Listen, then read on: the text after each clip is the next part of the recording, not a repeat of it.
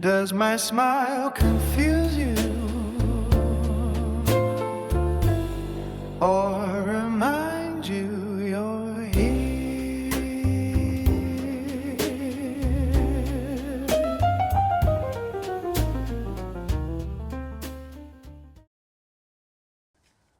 Welcome to Does My Smile Confuse You? A podcast, but Rain, our producer, she likes to refer to each and every show as a chapter, almost like a chapter in your life, a chapter, well, in my life. And once again with me, I have Tony. Big Tony, good-looking Tony, many monikers. But I'm going to start off by reading something and tell you the usual, because life is repetition and I have to repeat what the real theme and gist of our show is, that comic sense is more vital, ironically, than common sense. And ironically, comic sense is more important because common sense is, as we all know, not that common. And then another thing that we talk about on every show is primary, that humor is the core of comic sense, and humor is the link to our humanity and the key to our sanity. So my dear friend Tony is here again. He's done several shows of which we're getting a footing now, and we're getting more comfortable with one another. And we're going, as I said, every week. Sometimes we, are in our floundering. We're getting better at communicating, and I thought today we'd title this show, well, kind of the big question, and then Tony can respond to it. And here's the title of our show, and here's the big question. And I've been asked this hundreds of times in bars and restaurants, and I've always given the same answer from the time I was very young. Why are we here? Answer: to play and develop our potential. So I'm just going to read a little page or two of what I wrote before Tony's arrival. So we're kind of selling the adult toys, play, humor, comic sense, to take us back to our original greatness, which is childlike, and the beauty, the spirit of a child. So the play element, number one, why are we here to play? The play element is central, the core of everything we do. So think about that for just one moment. In fact, you read something. Is that a good place for it, to read Mr. Peterson's response? I think so. Yeah. I think so. Tony's going to jump in, and this is from Jordan Peterson, a book which I have not read, but... This is his second book Right. to 12 Rules for Life. This is Beyond Order. Right. In the first chapter is about protecting the things that make us play, because it makes societies function. Okay. And he makes a reference to kind of the theme of America, which is e pluribus unum, which means out of many, one, which could be considered a team. Team concept. Team concept. I like that. So when people play for themselves, it usually doesn't benefit the group, but when they play for others, it usually, in a paradoxical way, benefits them. Whoa. I know you realize what you just said, and if you don't, I'm in a state of shock, because that's what they're all talking about now. We understand, and I think it was Richard Dawkins who wrote this selfish gene. So we know we're selfish animals, all of us by nature. We had to be. We had to be. But also, that team concept throughout civilization, that's how societies and communities are formed. So it's really interesting what you said, because we've lost our sense of community, and people are longing and starving for it. Yeah. And people are more and more narcissistic. So again, that's why selfies. Just think of how no, that to me is vulgar. No, it's vulgar. Wherever you go, they're taking pictures of their food, holding a mirror up to themselves like Yeah. little monkeys, but it's doing them no good. Look at me. They're saying the wrong thing. Yeah. We're trying to get them, with humor and all the things we talk about, to be more playful. You got to look in the mirror and reflect. A life without reflection is not worth living. And so what we talk about every week is laughing oneself. That calls for reflection. We refer to humor as instant replay, like in sports. You get to see yourself the next day, look at the footage. If you want to become a better person, which will lead to our second subject today, potential. But stay with play. Well, I was just going to add on to that. There's a difference in the generations when it comes to taking the time to reflect. Yeah. There's a total difference. In my generation, it is forget. Well, just so our audience knows, you're 33 now? I'll be 33 this year. So what's they always label the decade, millennial, whatever they call them. I'm in a weird place. Yeah, I'm actually too young to be a millennial and too old to be Gen Z, so they call me Millennial Z or something. How stupid. I mean, it's just put me in another box. By the way, let's interject this. I hate all labels. Yeah. Labels should be eradicated, and that's what we're going to do, because by the time we get to the second part of our show today, Why Are We Here? Yeah. Play, I'll alert them. The second part of our show is potential. And I wanted to say something about that. Sure, go. Also, Peterson talks about how when someone is a child, or the younger you are, the more potential you have.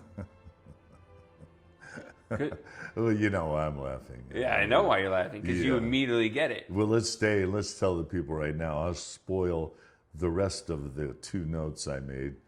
That what Tony is talking about, that we talk about frequently, and we'll never stop talking about. You never have to worry about labels. You don't have to worry about color, black or white, Asian, Italian, Swedish, whatever. There's two kinds of. Well, they never pick on. Yeah, nobody ever picks on the Swedish. Exactly. So let's just throw them in there just because it popped into my foolish head. But what were we talking about? Potential. Potential. No, but you threw me off. Oh, God. So potential, when it's, I think what you were going to say is, and I think it's why I brought it up, is when you're young and you're very young, you have all this potential of what you can be. And then as you... Childlike. Exactly. That's Thank where you. I'm going. I've said it so often, and I'm so exhausted, obviously. You were thinking about Sweden for a second. Well, the Swedish even got me. Yeah, they took over. Because I never know what's going to come out of my pie hole. That's part of the...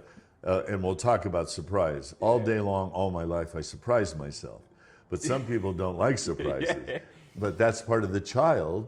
Right. So we can infuse and incorporate all this stuff. So there's only two kinds of people, childlike and childish. Yeah. And if you just, I know I made it very simple for the folks, because it is. If you just think about that, remember we always talk about entering every room with the idea of play, one of our subjects, with no agenda. So that's the child. The child, from crawling around, infancy, we all start, we enter the room with one thing in mind: curiosity, wonder, awe, all those beautiful things to play. And you know what I want to add on to that? Please. Children, they have this freedom to do it. They have this freedom. And I think it's because they haven't been taught shame. They haven't been taught what wrong is. They haven't been taught guilt. The list is so long. Your people are taught this at a young age. Children don't feel this way. Haven't taught fear. Right, they're taught fear. No, it's endless. Everything's in the favor of what we're selling on this show. I think what you're trying to say is you've been given a playbook on life but you have also an internal playbook of what it means to be human that you're not listening to. Yeah. There's a dance, there's a music inside you that you're not listening to. And what you do and what you've learned, what you've dedicated a lot of your life to, is to open that up and let your song play and have you listen to that. Well, you also said, Tony said to me right when he sat down before we started, you said that I'm obviously an adult, but my whole life play the duality of our nature, all human beings. Tony said, Daryl, but it was play that caused you all of your injuries, all of your hurt, all of your pain. He's absolutely right. So from the time I was 15, because I was a very gifted athlete, however, I had a large growth spurt at 16, and it led me into a series of injuries. So I learned very young how to smile and laugh to get back off the mat, as you did, and what you're going through now with your torn Achilles. So that's the duality of play, the paradox, the irony of life, that everything, and the harder, by the way, Tony, that you play at life, and the play element is in everything. The harder you work, the more you paint, the more passionate you are, it's going to tear you apart. You think Picasso, you think any of these obsessed, crazy people were normal? No, they were driven by their art form, which is play. Picasso was just playing. All these musicians play. Children play. Wall Street. It's all play for those idiots. Right. They're just finding a way to how to, excuse my language, fuck us over. But not all of them. But not all of them. And so when a society started, what was in 1980, Greed is Good, that Michael Douglas made that. Oh yeah, Wall Street movie. Yeah, the Wall Street movie. So, yeah, to get back to the roots of what we all start coming to this world is a sense of play. And a sense of play, the thing for adults to use as they get older and wiser, hopefully, is a sense of humor. And that's why we're really doing this. The loss of free speech, all this stuff that we're talking about. I saw Bill Maher last night. He had on, I think his name was Rob Riggle. Do you know who that is? No. Well, you'd know him because he's in every movie. He's part of that crew. He's a stand-up comic. He's an ex-Marine. I mean, wow. I love the podcast that Maher does because he's stoned, he's drunk, he's still, lucid, and he's letting having it a good fly. time. He's just letting it fly, and they sit there. So you get to see more of the actors or writers or scientists or whoever he has on a little more relaxed. Yeah. And I like that. That's what I like about this show. You're hearing us, go from, well, what is that? What did I say? And, you're not going to hear a real intellectual like Peterson and Gadd and all these guys. They're very controlled, and they're brilliant. Even their vocabulary. Well, you're brilliant too. Well, I'm brilliant in my ignorance. Well, hey, I hope that makes sense to you. it makes a lot of sense to me. Well, because it is. I think that's the fear thing too. It is. People want to be right all the time. Oh God, you're killing me. You know what I mean? And so when you're right, when you're so ignorant that you're enjoying life and you're free. You're so smart. No. Okay, well, you know why that's so funny. Now I'm going to tell our little audience. I've never won an argument with my mother, my nonna, my nana, no woman, any girlfriend. You know why I've never won? I never wanted to win. Yeah. I never wanted to win. Therefore, surrender. There's a big part to humor. Right. Go belly up, because if you're arguing with either somebody that's emotionally off the chart or they're just plain fucking stupid, you're not going to win an argument with an absolute moron. So humor, it's such a great buffer. It's the balance between all of our dualities. And you know what it is too, is people's identities get involved in arguments. Oh my God, it never identity, you're it's right. Like your identity is now in crisis if you lose this argument. Right. And meanwhile, it's like, if you just took a little bit of philosophy, it's so true. you wouldn't have to protect your identity. Your identity would be so fluid. Your identity would be so elastic that you could Yeah. you could allow it to evolve with maybe this argument by Right. surrendering and being like, Right. maybe I, just take a step back. Oh, by the way, Tony used the word philosophy, so we'll digress here. Does My Smile Confuse You, the title of our podcast, was the original title of a book I wrote. And subsequently, my publisher and everybody said, oh, that's too cryptic. So give me some other titles, and the next in line was Foolosophy, because the greatest role you can play is the fool. And Tony is an actor, both on stage, film, everything else, but he's also, what we're going to get into potential, the second part, he is a beautiful Homo sapien. He is a great actor on the stage of life. And that's what we're talking about. And now I'm going to use the Oscar Wilde quote that we love so much.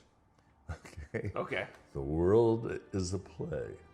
The world is a stage, but the play is badly cast.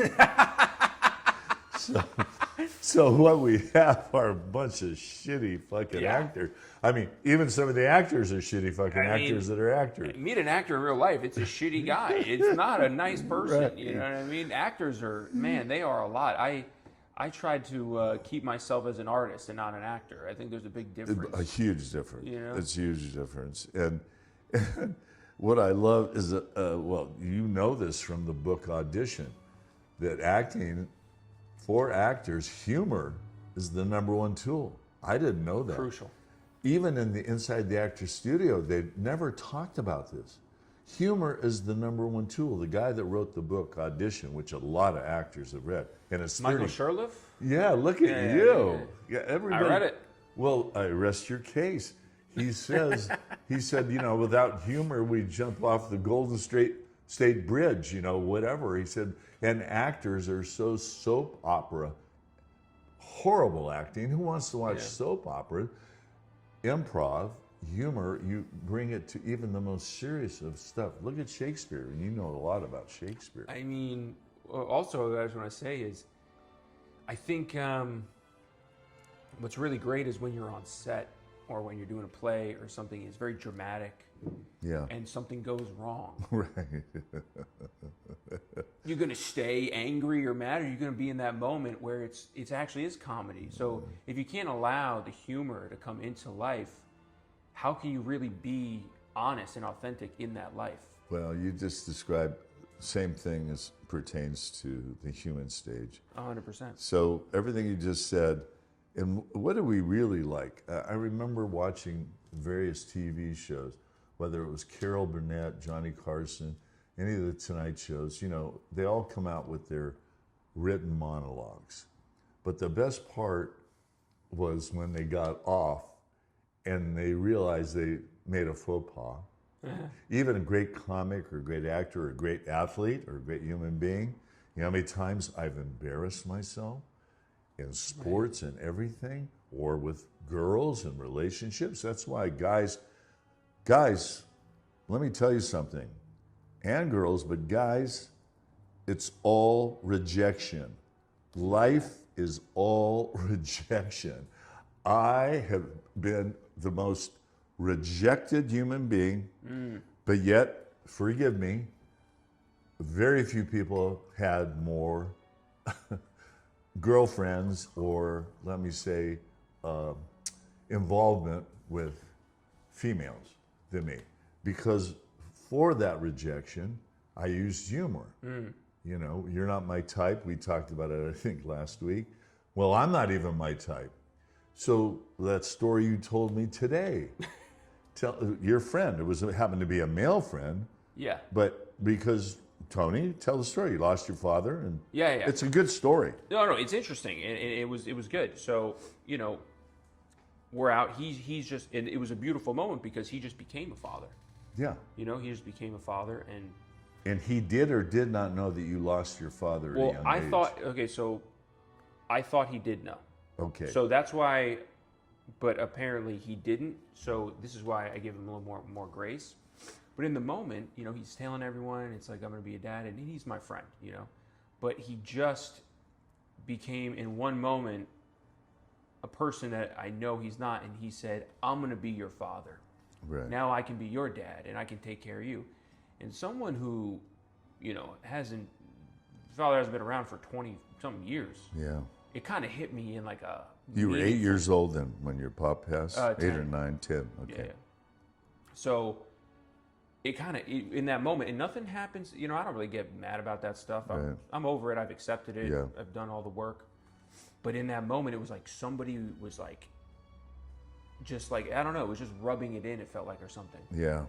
But I knew that the anger and whatever I felt could be used for good. Yeah. But you turned it around. I turned it around, and I said to him...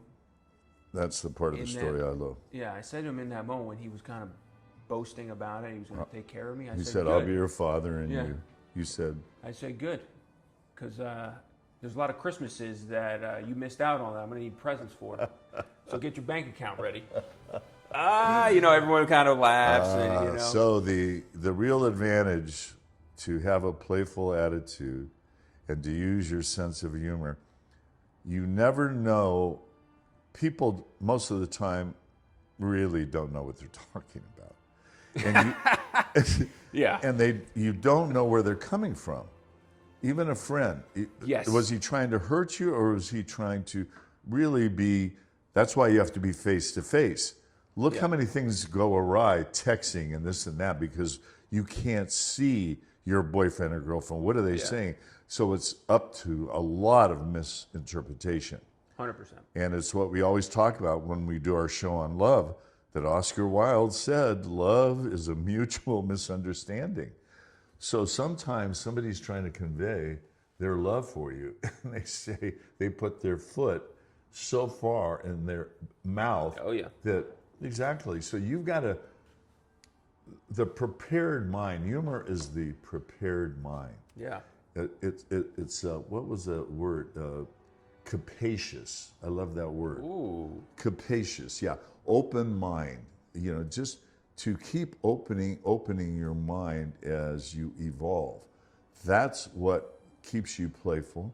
That's what keeps you childlike, not childish. Right. That's what the fountain of youth is. I'm giving away all of our titles for the rest of our show because they're all going to come together in unison. Yeah. So the next thing this will really, I think, interest people. So because why are we here? To play. And the next thing is potential. So let me see, there it is. Potential. This is what I love, and I believe this. And you tell me your feelings since we haven't talked about it. Your potential, that means all human beings, is endless. It's eternal. And I should know because I've gotten better and better and better every day at being me, at being a more playful, loving, caring, sharing, daring human being, a more beautiful Homo sapien. Now think about that. So you, as an actor, want to get better, potentially, on the stage, any stage you perform. Right. But what's the most important thing? Isn't the stage of life the most important thing? When I hear Elon Musk and these people, he's not happy in life. These people with all their money, you think, I hate the Epstein story and all this stuff, but these people, they're not happy. They have no, what do we always talk about? They have no inside, internal life. Yeah. If you don't have an internal life, you're going to find the most bizarre things to do. Externally. Yeah. You're bored. You have nothing but money. You have nothing but time. You're going to find the sickest thing, ways of getting in trouble. If you don't love yourself from the inside out for the right reasons, man, play, potential, out the window. You talk about surrender. Yeah. That is the key, right? That is one of the tenets of what you're talking about. You need to surrender because a lot of these people, they crave power to control. Absolutely. That is not about surrendering. They seek it their whole life. Exactly. There's something about that power of control that they get addicted to, and it is and how can you play a game with your team when you're trying to control everybody. Well said, Tony. You're never going to win the game. You can't do it. It's a, I wasn't a tennis player, but because that's an individual sport. Yeah. But what I love about watching, because we're talking about play and potential, watching the tennis players of today, and man, are they good. Yeah. The top 10 people, 20 people, and when they hug each other at the end of a very 5-hour, 4-hour match, Yeah. where you're competing at the top level and stretching your body out, and they hug each other. I mean, they literally almost start crying, but they just went to war. Yeah. And that's why I love tennis. And yet, it's kind of a selfish sport. It's an individual sport. Yeah. It's not a team sport. But they have that kind of love and affection for their opponents. And you can go back to McEnroe. He talked about it, McEnroe and Borg. And you can probably explain this to me, because I still don't know what it means. That you need a nemesis. You need a bad guy. Like America, we need bad guys. Russia, we need somebody to hate, somebody to get out To there. fuel the competitive juices. Why do I need somebody to hate? You mean I can't work within this world parameter? What is that all about? I think this is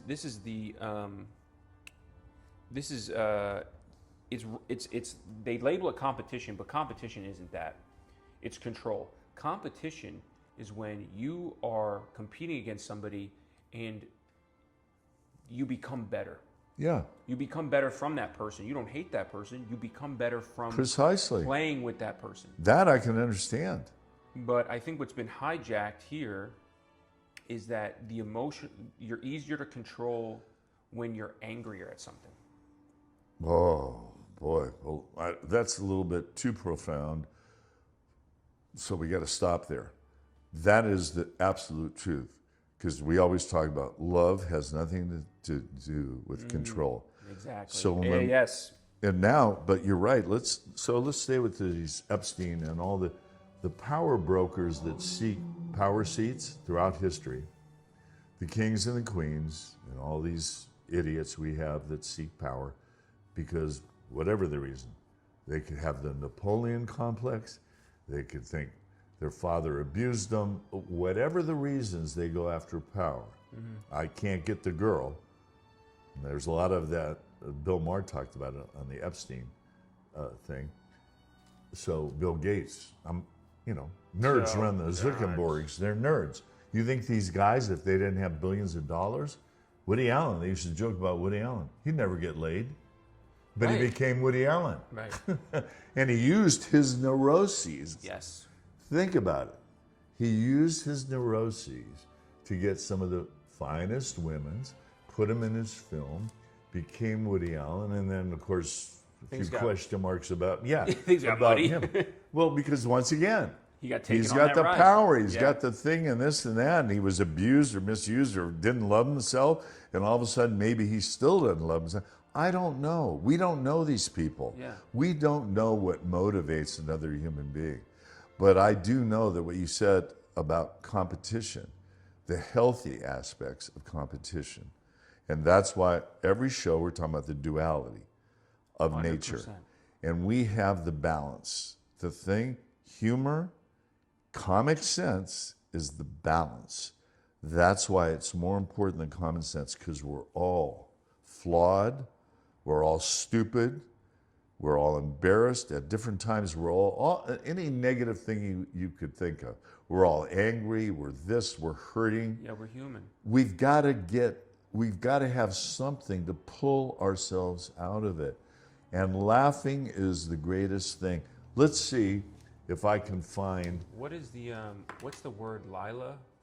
Yeah, which is play. It's divine play. Look at you. Look at you. You do your homework, huh? Lila, divine play in that part of the world, India and all those, these people, some of the Eastern philosophy are so beautiful. For us not to respect that or to absorb more of it. And, Alan Watts. Remember Alan Watts? I like it because they have him on the, these podcasts. They'll go back and use tape of some of these great, Bertrand Russell. I've heard all these great thinkers. stinkers and blinkers, and they're fantastic because Alan Watts, remember in the book, he titled the book "The Book," and the last Got it in my car. yeah, the last chapter is titled "It." It. And what does he say? Humor, number one. Yeah. The road to self-knowledge, self-awareness, self-love, self-everything beautiful is through humor. He talks about, in the beginning of that chapter, he talks about how we're just tubes and holes. Oh yeah, that's right. You know what? We're just tubes and holes. Why are you so... Tubes and holes. You're just holding on. What are you holding on to? You're just tubes and holes. It just gets it down to basic. I mean, it's just so... even Anthony Bourdain, God, I miss him. He was talking about it because he got so tired of eating all the shit and having to eat and drink and travel, all this stuff, which just wore him down. So I remember he did something like that because he likes, remember I love anything in tube form. Yeah. He loved the hot dogs and sausages and all. Just ate all that fat Oh, shit. when he came to Jersey, he was like, "This is my favorite food. It's just like pork roll sandwiches and just hot dogs. It's like pure food. It's just crazy." Talk about a guy with a great sense of humor and a storyteller and playful. Oh, man. To go into all those cultures and just prevail. It just shows you how food brings everything together. And food is playful. It's a great chef. It's all about creativity. And the thing is, what everybody I think is beginning to understand, the book, Free Play, Deep Play, My favorite all this stuff, play is the connection to all of that. Yeah. It's just magnificent. And I know people have a hunger for all of this. Put down your equipment. Stop playing with your equipment. Go out. I remember George Carlin. He was so great. But one of the things he said, and this sounds so just ridiculous, he said, whatever happened to kids just playing with a stick in the dirt? I mean, Right. And then there's a guy, Orny, what a horrible name, but I love the guy. I just saw him, Orny Adams. You got to watch this comic. So he's talking about, he said, germs. And he just goes off on germs. Yeah. I mean, what is this thing with germs? And he just goes crazy. He goes, you can't, kill me. And he's drinking out of a plastic bottle, plastic. You talked about plastic testicles, all this stuff. Oh, it's all in us. It's all in us. He said, what is this thing with germs? And he's drinking because all the comics have bottled water, or at least a glass of bottled water on their stool when they do their stand-up. Or like that. So he's squirting the water at the people. He said, you can't kill me. He said, germs. He's going through all this stuff. And he reads on the label of the plastic water bottle. He just starts laughing. He goes, it's just water. He goes, I used to pull up to a hose, a garden hose, and drink my water. And it wasn't even my hose. It was somebody else's hose. So, I mean, if you really, and we'll get to that back to our book, every show, Satirista, by, I have to always give them plugs, Paul Provenzo and Dan Dion. What a great book that Tony and I talked about because. Oh, yeah. That what comics really want is talk about potential, because think of how many times comics fail. They always talk about their failures. Right. To get up, and they're all saying it now. I've heard Bertrand Russell, all of them. Let's just say all the greats get up there and talk about their failure. As you should. Yeah. And time again, it probably is, they say it, the single toughest job, but also. I had a alarm that I set that stopped the show, and the question is, where is my mind at now? Where is my mind? Well, I'm glad that we could just pick it right up and just, well, we don't look. Our production is a little wacky. We don't have a team. Talk about the team concept, a team of experts, and we haven't even gone to visual yet. We're still on. We're audio. doing that though. Yeah, we're going to get They there. need to see your ugly mug. Yeah, well, not only that, it's just, the fact that more people aren't talking about what we're talking about is frightening to me. Yeah. And at the same time, it makes me really sad. So why do you think they're not talking about it? I don't know, but I think it goes back to what you're talking about. The power brokers throughout history, they want to keep us like dogs chasing our tail. Yeah. I was talking to 3 people in the market that work at this market that I've gone to for so long, and they can't keep up with inflation. They can't keep, I mean, we're at such a crucial juncture right now that, and I just hate it because I have spent my life with the most diverse people. And as we've said often, diversity is the spice of life. Yeah. People are missing the boat. I know that we're tribal. I know that, I remember the Italians, when we moved in, we were looking for more Italians. Yeah. But my God, you got to move out of that little world into the big bad world. And by the way, I wrote something about play. I remember, I'll tell you how important play is and how to develop your potential as a human being. There was you might have read this article, it was in New York, that blacks and whites in the neighborhood, they were killing one another, fighting, all the gang stuff that goes on. Yeah. So what they did, somebody got the brilliant idea to put them together to play basketball. And guess what? It all changed. Look at the diversity now in basketball. We never had Chinese guys and Swedish guys. I wanted to use Swedish again. Yeah. We never had all that stuff. So, but you see the camaraderie, you see the closeness, you see all that stuff. So sports is a metaphor for what life can be. 100%. 100%. And it's a meritocracy.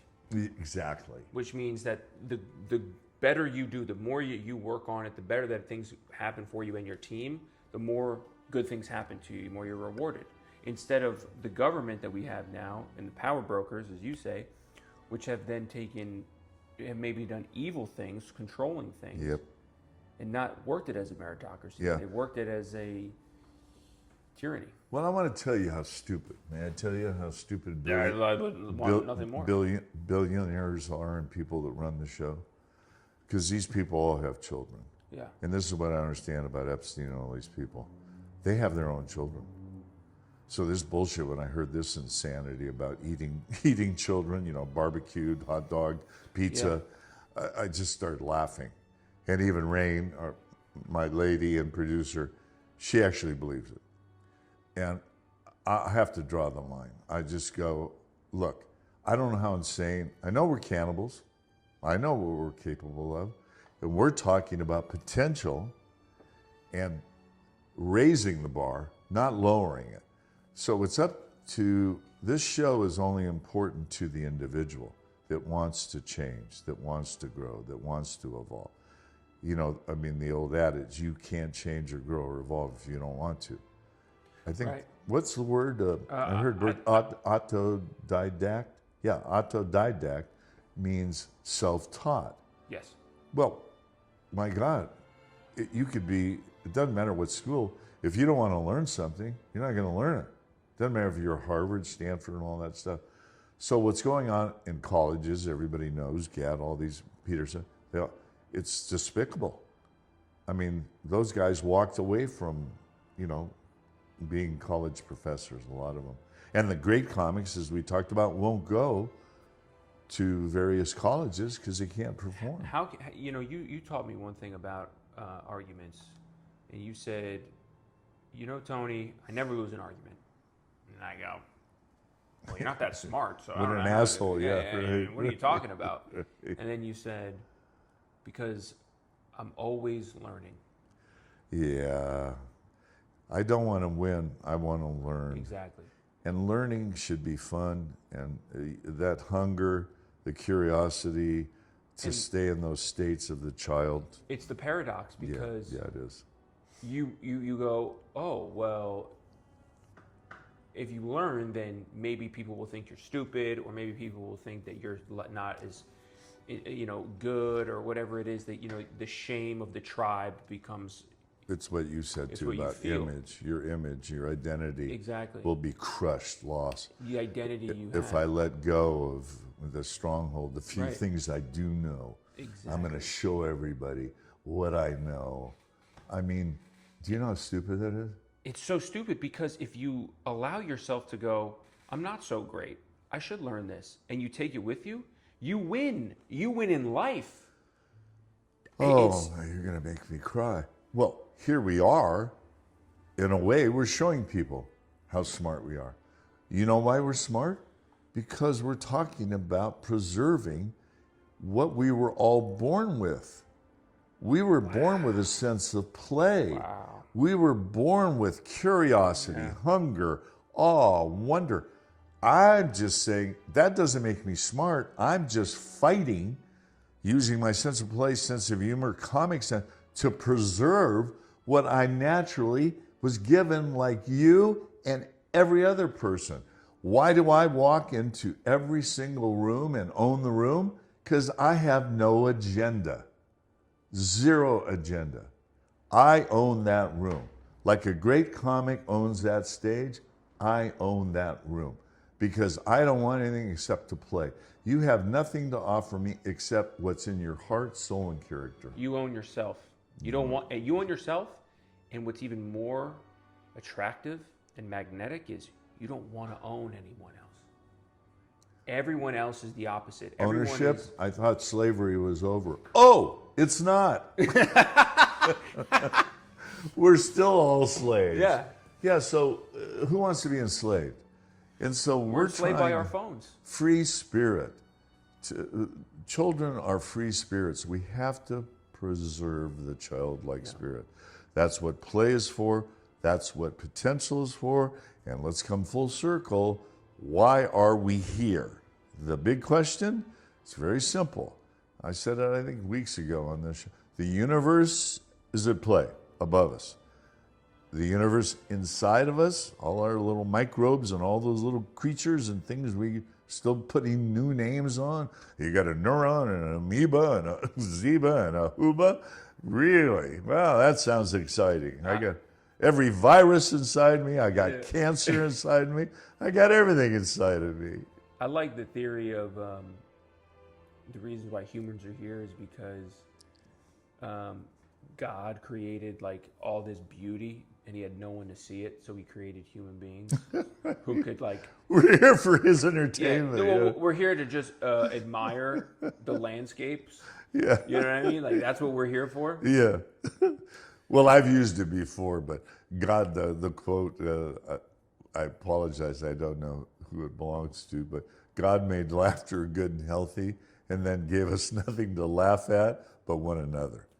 Oh, that's good. You know, so That's good. So I think people That's know probably that. true. Well, my God. It's got to be because that is like, there's nothing funnier than other people's pain. Let me see. I'm going to read to you. There's nothing funnier, Schadenfreude. Right. There's nothing funnier than other people's pain and suffering. Yeah. As long as it's not me. Exactly. Yeah, people. By the way, that's Schadenfreude. Oh, by the way, Bill Maher, again, I have to allude to him because he's the only one I've ever seen do. He took a chalkboard out one time on one show, and he put Schadenfreude on the chalkboard like you're in a little school teaching all his NIMBY-BIMBYs, retards, what Schadenfreude was. So he's using it like a professor. He's standing It's the at best. the chalkboard. Schadenfreude's the best. But here, I'm going to put on my little spectacles as I lose my eyesight. This is great. So this is from The Spirituality of Comedy, a great book, which I'll get into more. Is this the one? Let me see. According to one theory, play constitutes a training of the young creature for the serious work that life will demand later on. According to another, it serves as an exercise in restraint or in the desire to dominate or compete. All these hypotheses have one thing in common. They all start from the assumption that play must serve something which is not play. Yet nature, so our reasoning mind tells us, could just as easily have given her children all those useful functions in the form of purely mechanical exercises and reactions.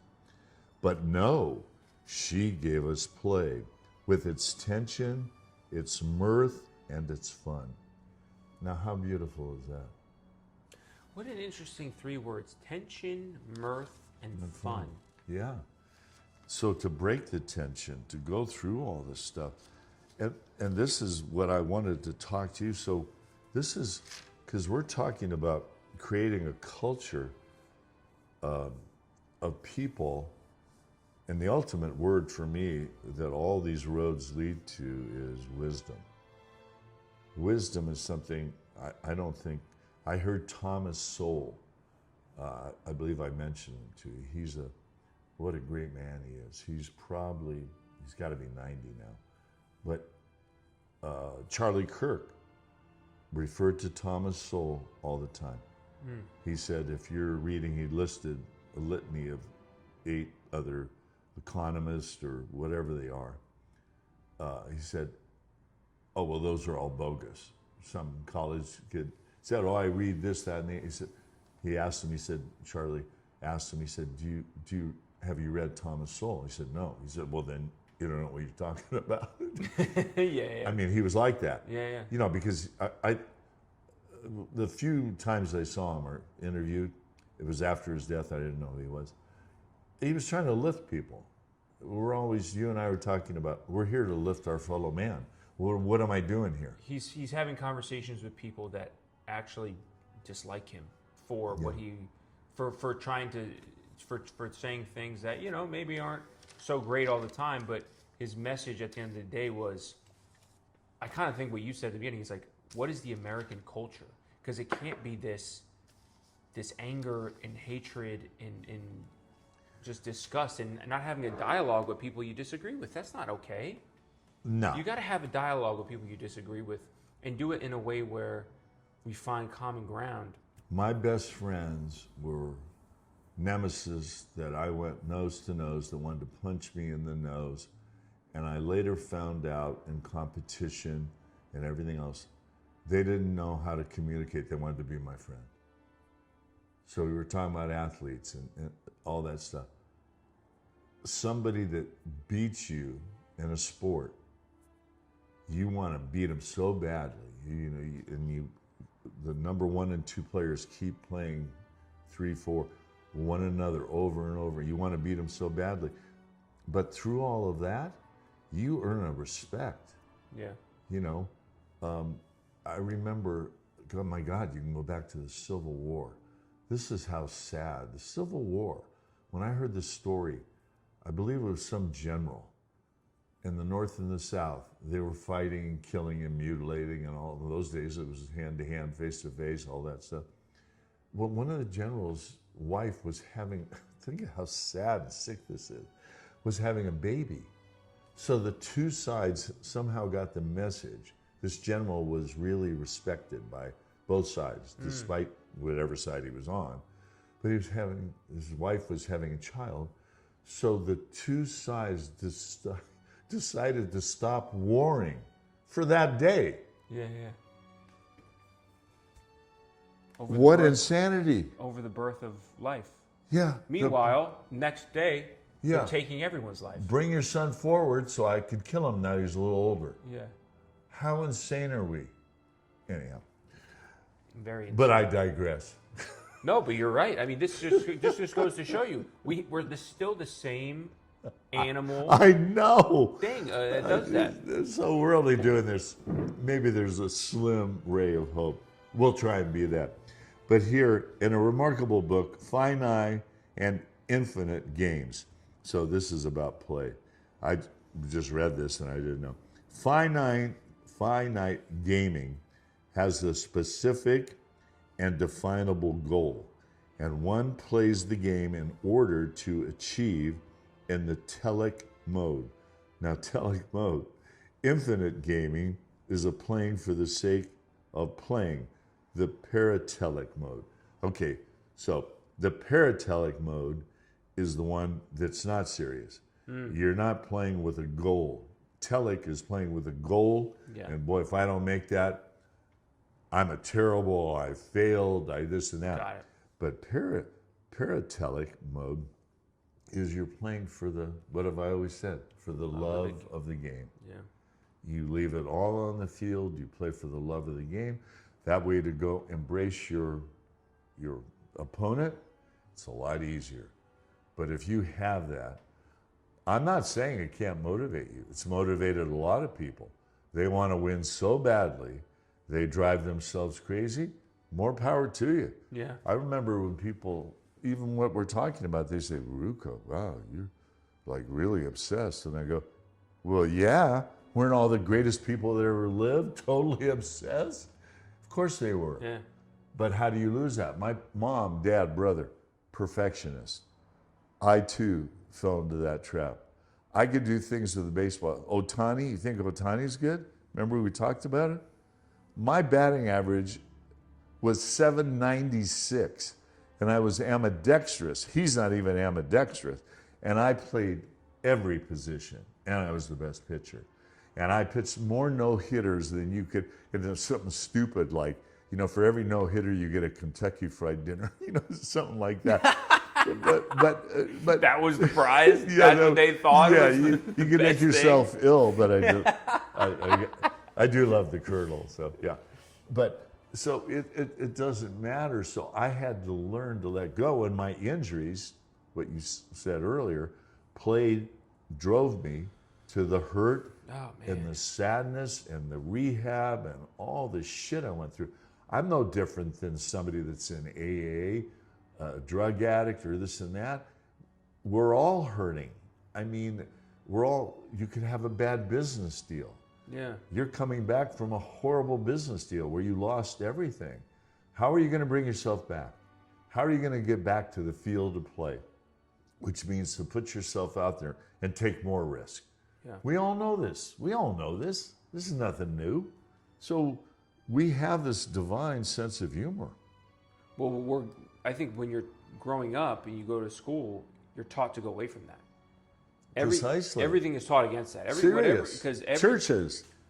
Whatever it is, the teaching that you're being given it takes away from the humanity of what it is. What brings us back to it, I think, is, and this is why I got into storytelling and acting, is theater, is the stories we tell ourselves. This is the key to the soul of humanity, is the films, the movies, the stories, because it's like a mirror up against ourselves. Yeah. And it then brings us back, and it takes us away from we're not in the driver's seat, right? We watch someone else accomplish something great, and then we become that person who can accomplish something great. Yeah. We see somebody free.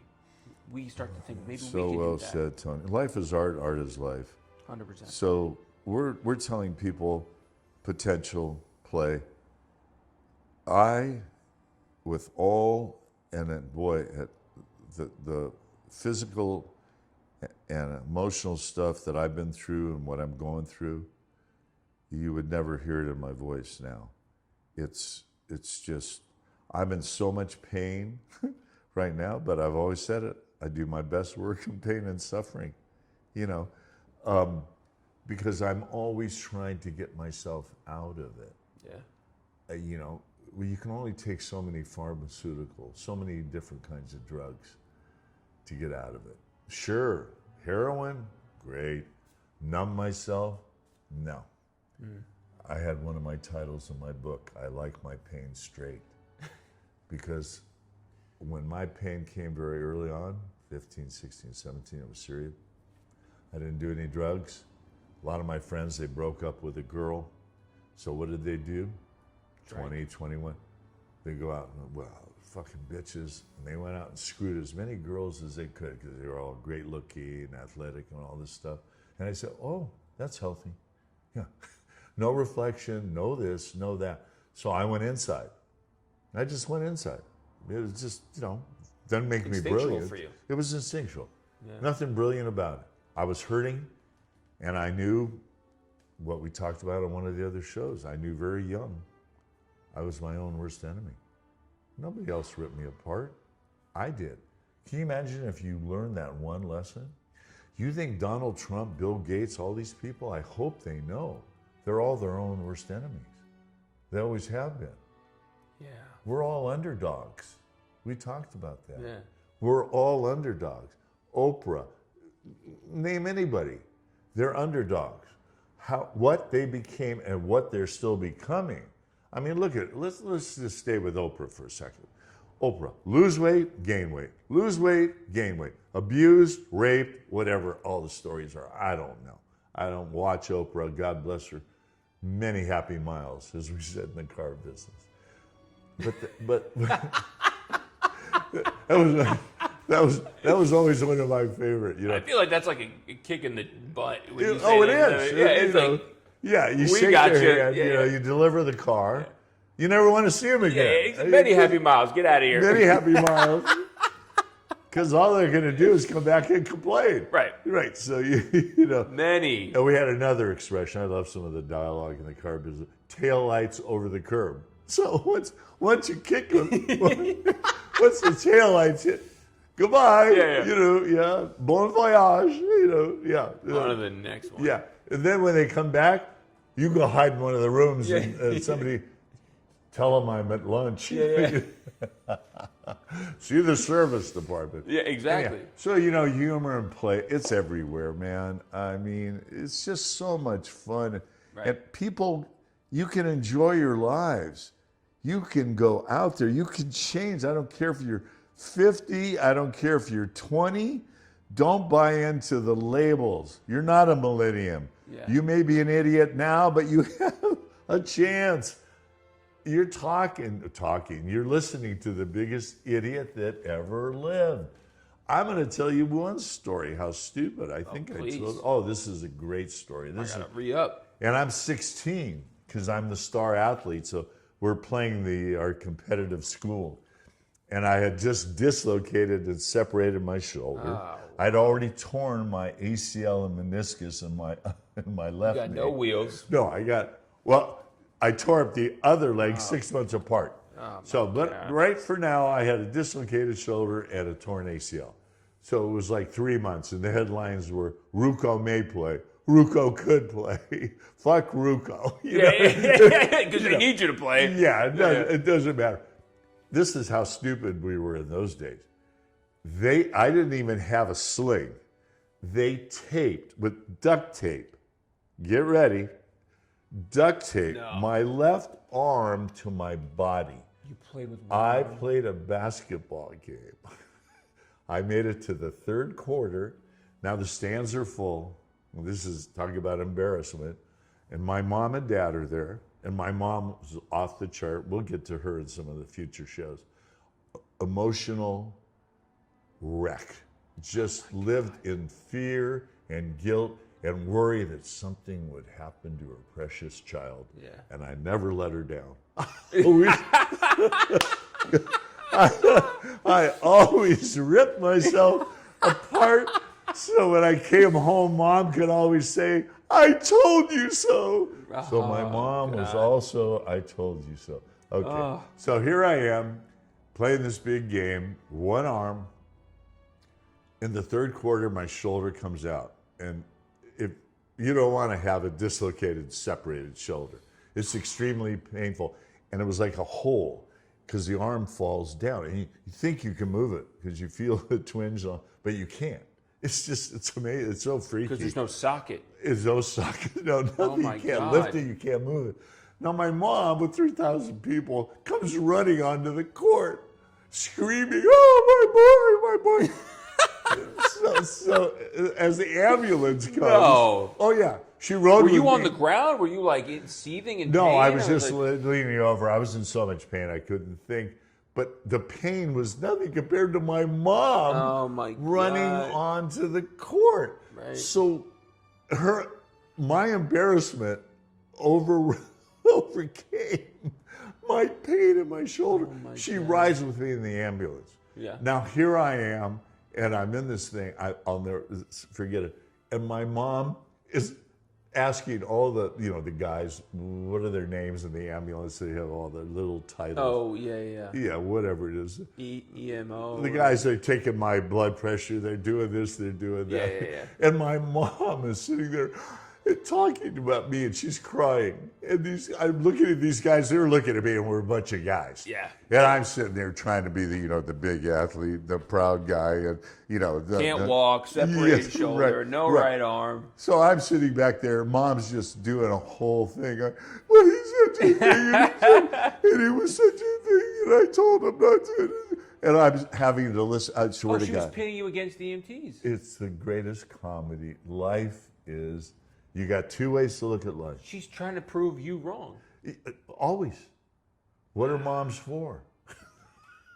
I mean, yeah. I told you, my mom always took the story, it could be a stranger or a friend, of the other person over mine because of her image.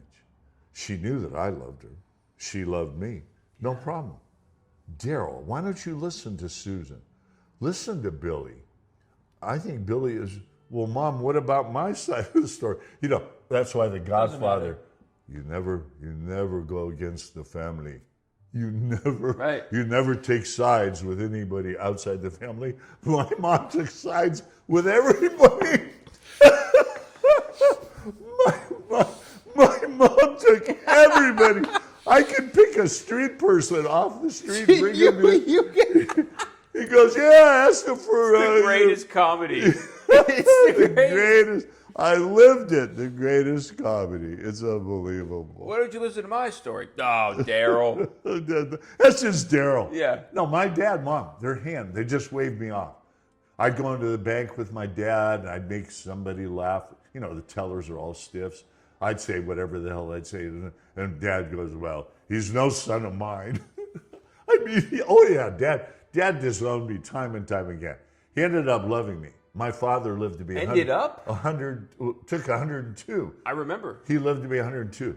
Yeah. The last 3 or 4 years, I was the only last man standing. I was it. Drove back and forth to the hospital, all that stuff. Lived a block away from him. No, we got close the last 3 years. But don't worry, I'm not going to start crying because it was a pleasure. Even if you did. No, it doesn't matter. It's just great. Well, so what was it like though when it's interesting to me. So I mean, there's 100 years. yeah. 100 years this guy's alive, and you were around for. Well, think about what he saw, because the last 100 years, Right. everything happened in the history of the world. He saw horses to cars to TVs to You got it. Man on the Moon. Well, he was a monster. I don't want to live that long. He had open heart surgery. They cracked him open like a chicken. I don't want that. He had intestinal stuff, but he also had a constitution, and he had a love for living. He was just a good old passionate, crazy. He could out-eat me at 102, and I can out-eat. My friends were 300-pound. Will Chamberlain, Big Charlie, the biggest, baddest athletes, could pack it, and my dad could out-eat them all. Remember the handshake? My dad had a grip because he was a barber, Italian barber from the Shears, and worked with his hands, left school at 12. I could tell these stories all day long because they're so great. We were so different, obviously, because of the period of time he lived in, and the period of time I lived in, and where I lived geographically, and where he lived in Boston. He was born and raised in Boston. He had to join a gang to survive. So 12 years old, left school. No, my dad was amazing, but he was so strong. The biggest, strongest athletes in the world. In fact, they did a thing on Wilt Chamberlain. Doesn't matter, I'm not going to explain to the audience who he is. But even today, present day, they said he may have been the strongest of all, not just basketball, the strongest athlete we've ever had. And I had him a couple times put a grip on me because we traveled because of volleyball. We'll get into other stories later. And Rook, how tall are you? I'm 6'5". You're 6'5", and I seen a picture of you shredded. Yeah, in when I was in your backyard, like Iron Man, Right. like shredded. Right. I mean, you're not a small guy. No, I was 230 pounds. And why did I get ripped and strong? Naturally, by the way, without steroids, because of my injuries. Yeah. So I didn't do it for beauty, for aesthetics, to get ripped, to have a six-pack. No, I did it because I needed, and by the way, we talked about this. And by the way, we're talking about this in life. When you're hurt, injured, or abused, or this and that, whatever happens to you, you've got to make yourself stronger in the other areas. Yeah. So I had to make myself a physical specimen to compensate for my injury. And that's, again, what we're talking about. Humor and laughing is a compensation. We're all failures. You want to be successful? I'm the most successful bum. I love to call myself you ever meet, because I get the joke. Yeah. We're here. Oh God. You're gonna make me cry. Well, I mean, it's, crying and laughing are interchangeable. Yeah. I've done a lot of crying. If you don't do your soul searching and do your internal homework, you're just another worthless piece of shit. So I'm not afraid to say it. I'm just tired of it. I'm tired of people, because I have such a feeling for them, being mistreated, abused, controlled, these power brokers. And I think the people hopefully are fed up too. It's the old greatest movie. People, go watch it. It's 45, 50 years old. Patty Chayefsky, Network. I'm mad as hell, and I'm not going to take it anymore. The newscaster just goes off. Why was Jon Stewart, the comic mind, our news guy? Yeah. Because he told us great comics are always humor, Satire. always searching for the truth. Satire, satirista. We're going to use that time and time again on these shows. So we're doing something that I think can really benefit society, opening up their comic minds. And I've done this with thousands of people. I know everybody has that potential. Isn't it funny that we're born with that? Yes. We're not born with the shame. We're not born. No. Because it's like you said to me, one of the first times I ever met you, you said, the first way humans communicated was with laughter. Yes. I believe they had laughter before they had language. Before they laughed, yeah. Because they had to make noises. Exactly. Right. Right. Their anger, they made all that stuff, but something made them laugh. Well, remember the History of the World, Part 1? Oh my God, it's one of the great scenes of all time. Talk about Schadenfreude. Sid Caesar, a great actor, has all of the cavemen. They're in the cave, and they're in their little cave uniforms. And he shot Mel Brooks. What else? The best. I think this guy is hilarious. Oh, well, it might have been Larry Gelbart and Mel Brooks. But anyhow, Sid Caesar and the cavemen are in the cave. And this is There's no door, security like we have today, alarm systems, codes. There's just a cave. So any tiger or bear creature that wants to come in, this happened to be during the dinosaur period. The History of the World, Part 1. Okay. So they're in there, and they hire this buffoon, this clown, to jump around and entertain them. Well, all the cave people, they're not laughing. Yeah.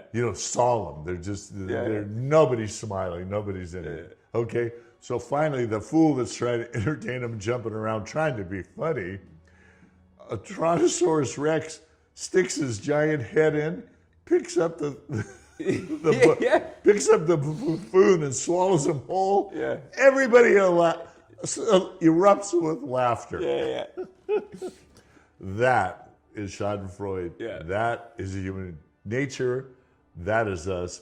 But the real joy of what we're selling, and we'll end it here, just because I have to pee. Anyhow, okay, good. We'll end it here with people. The greatest joy and freedom is in the ability to laugh at yourself. Yeah. So as we always say at the end of our show, keep the change.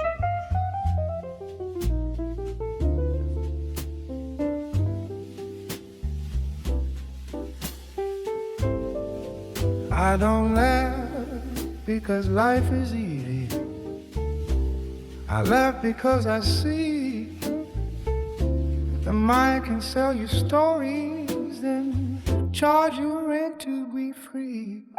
They call it normal to panic, to worship the loudest fear. But a thought becomes a prison the moment you hold it near. So I ask one honest question, not to win, just to wake. Is this truth I'm believing, or just memory and ache? I use humor like a flashlight in a room full of certain lies. Comic sense isn't comedy, it's sight with a smile in its eyes. Critical thinking is mercy, consciousness is breath and release. If you can laugh at the story, you can finally step into peace. Sometimes I'm quiet and listening to a child asking, is love safe? I don't fix him with answers, I stay and give him space. So laugh, not to escape, but to see what's always been true. Nothing real is against you, and life is quietly loving you. Does my smile confuse you, or remind you you're here? Does my smile confuse you, or